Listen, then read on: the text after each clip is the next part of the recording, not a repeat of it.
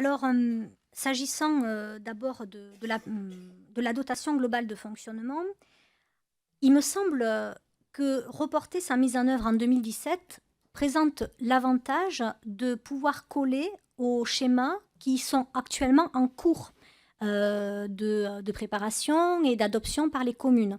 Donc c'est à ce niveau-là qui me semble fondamental et que c'est bien qu'il y ait ce report en 2017 puisque c'est en 2017 que les nouveaux schémas vont être mis en œuvre. Donc plutôt que de commencer une réforme qui ensuite va devoir évoluer pour tenir compte des fusions qui sont en cours et qui sont très nombreuses, hein, puisqu'il y a de nombreuses communautés de communes qui vont être transformées en communautés d'agglomération, qui aura à ce moment-là un transfert de plein droit de la fiscalité professionnelle unique. Donc c'est pour tenir compte de tous ces phénomènes-là qui me semble bienvenu que la mise en œuvre commence en 2017 et non pas dès 2016.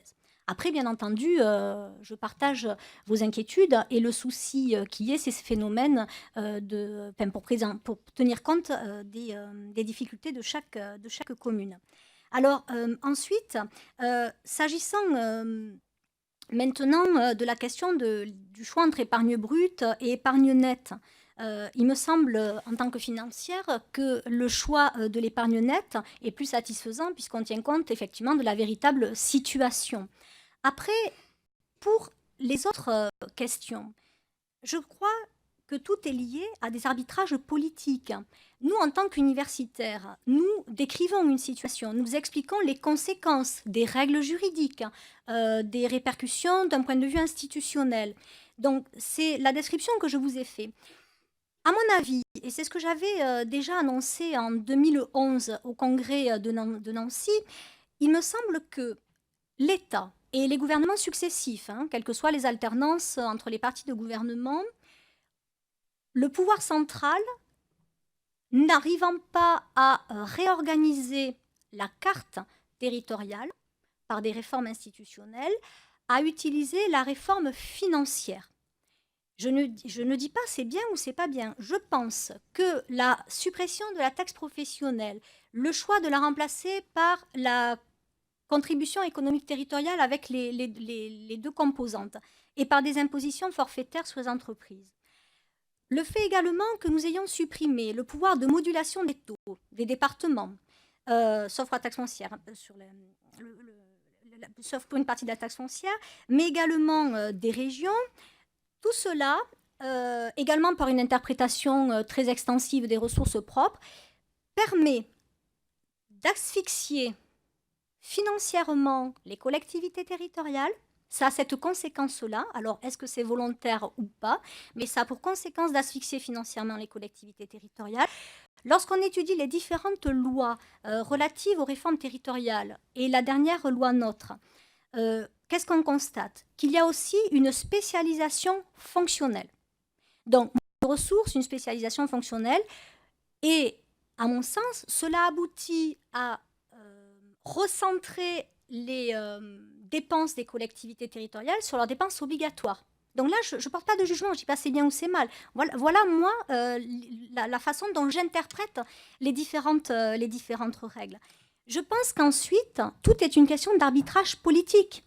Bien entendu, il faut de la solidarité intergénérationnelle. Bien entendu, il faut de la solidarité vers les personnes qui ont des difficultés. C'est ce que je pense en tant que citoyenne. C'est pas ce que je vais pouvoir dire en tant qu'universitaire, où je vais décrire des règles de droit. Maintenant, je pense effectivement que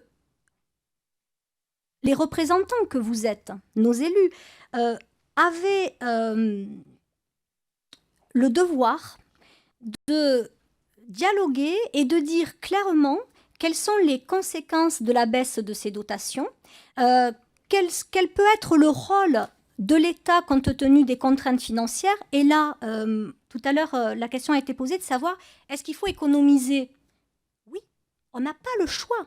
Non seulement c'est un impératif économique, mais c'est une obligation juridique. Donc oui, bien sûr qu'il faut économiser. Et bien entendu, la répartition doit se faire entre l'État, les collectivités territoriales et les organismes de sécurité sociale. La question ensuite, c'est aux élus que vous êtes de faire cet arbitrage politique pour voir là où le poids peut le plus peser. Mais ce qui est sûr, c'est que par contre, quand on baisse les dotations, bien sûr, les collectivités territoriales ont peuvent moins financer. Voilà quelle est la description. Mais bien entendu, on n'a pas le choix. Parce que c'est même inscrit dans les règles de droit. Après, en tant que...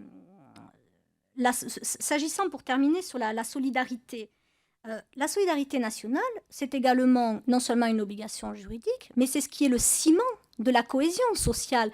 Donc, bien entendu, il faut défendre cela. Et il faut bien voir que les citoyens que nous sommes tous, on est à la fois des contribuables, certes, on doit payer, et on est prêt à payer.